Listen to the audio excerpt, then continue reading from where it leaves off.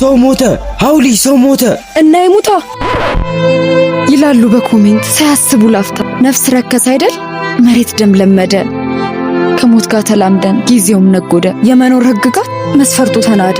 ስቃይ ህመምንባ በእኛ ተፈረደ። ሞት እንኳን ፍርድ ነው ፈጣሪ የጻፈው። እሱ የዘራውን ነፍስ እሱ እስኪወስደው። የህይወት መቀጠፍ ተራ ወሬ ሆነ።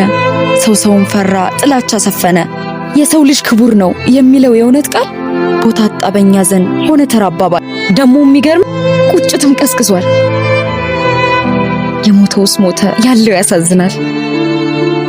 የንጹህ ነፍስ ማጥፋት በምድር ጀብድ ነው።